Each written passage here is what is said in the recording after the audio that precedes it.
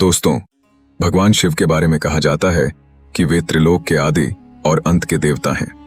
वो देवता जिनके आगे दुनिया की सभी शक्तियां भी नतमस्तक हो जाती हैं। लेकिन क्या आप जानते हैं कि आखिर भगवान शिव का जन्म कैसे हुआ था? उनकी माता कौन थी? उनके पिता का क्या नाम था? उन्होंने किससे शिक्षा प्राप्त की थी और किसे अपनी शिक्षा का दान दिया था? अगर नहीं तो इस वीडियो को अंत तक जरूर देखिए, क्योंकि आज हम आपको महादेव के जन्म के उन रहस्यों से रूबरू कराने वाले हैं जिनके बारे में बहुत कम लोग जानते हैं। तो चलिए शुरू करते हैं शिव पुराण की उस लोकप्रिय कथा से जिसमें कहा गया है कि भगवान शिव स्वयंभू हैं। स्वयंभू यानी जिनका कोई जन्म नहीं हुआ।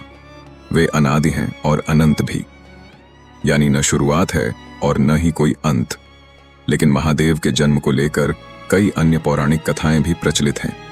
विष्णु पुराण के अनुसार भगवान विष्णु के माथे से निकले तेज से शिव की उत्पत्ति हुई और उनकी नाभि से निकले तेज से ब्रह्मा जी का जन्म हुआ। मगर दूसरी ओर शिव पुराण में एक अलग ही कथा मिलती है, जिसमें कहा गया है कि जब महादेव अपने घुटनों को मल रहे थे तब उनके घुटनों से निकले मेल से भगवान विष्णु का जन्म हुआ।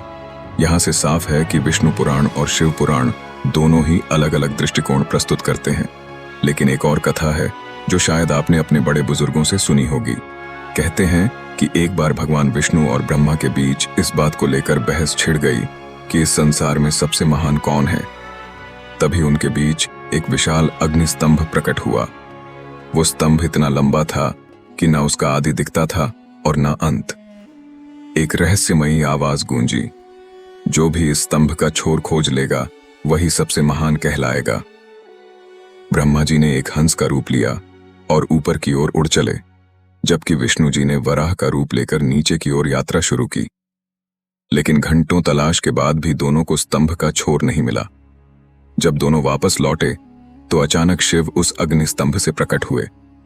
उन्होंने कहा, न मैं जन्मा हूं न मैं मिटूंगा, मैं ही आदि हूं, मैं ही अंत। यह दृश्य इतना अद्भुत और रहस्यमय था कि ब्रह्मा और विष्णु दोनों ही शिव को प्रणाम करने लगे और स्वीकार किया कि महादेव ही सर्वोच्च हैं। यही कारण है कि शिव पुराण में कहा गया कि शिव का कोई जन्म नहीं है और ना ही कोई अंत।